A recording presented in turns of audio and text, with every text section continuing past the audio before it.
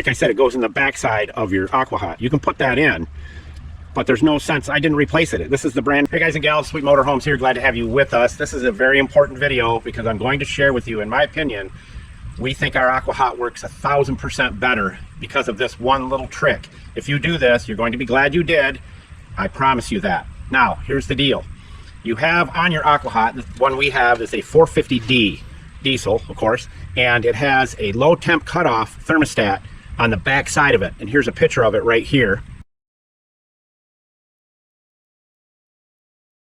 And what that is, to me, I don't know if I really trust the idea. I think it's just another tiny little thing that can go wrong so that the service guys can stay busy. Because if you make something too good, guess what? You don't have any service guys that want to do the business because the item never breaks down. Now, an Aqua-Hot is awesome if you keep up on it and take care of it and keep everything changed and fixed out and do your regular maintenance on it.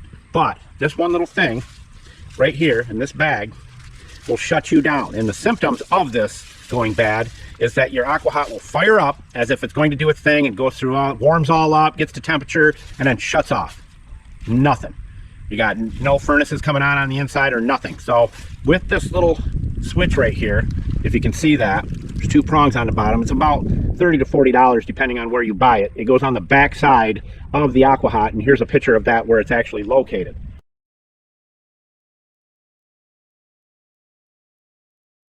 Okay, now, as I was saying, I think that the ploy or the idea behind this is that Aqua-Hot says always hot water.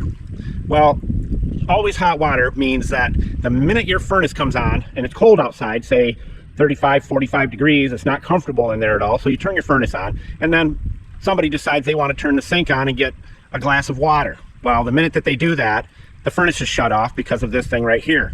They always want to make sure you have hot water. So if you have a wife that takes a 35, 40 minute shower in the hottest water possible, the kind of water that would scald the skin right off of me, the furnaces are not running because it's allocating all of its energy to that hot water. But if you do this, follow me, if you do this, you're going to be glad you did. We just spent 30 days away in colder weather in New Orleans and Biloxi and all over the place without this being hooked up. Always have hot water. Your furnace will stay running without any issues whatsoever. I promise you. You can literally take a shower. Your wife can go take a shower for 10, 15, 20 minutes, and the furnaces will stay running as long as your diesel is on. Because of this little rig being disconnected, you'll have the best of both worlds, hot water and hot furnace heat. So let me show you what you got to do. It's so simple. Follow me. All right. If you look, right there is your low temp cutoff status. Do not worry about that light in any way, shape, or form. In the picture that I'm going to share with you, there will be an arrow pointing to where your low temp cutoff wires go.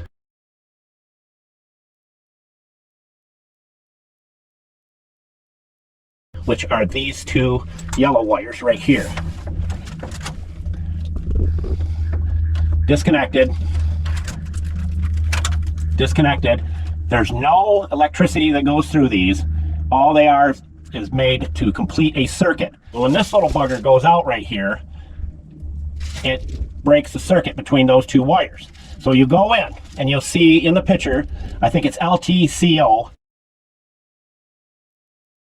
on each wire. Take the screws, loosen them up, pull the wires out. You can cover them with tape if you want. I just stick them down in here like that.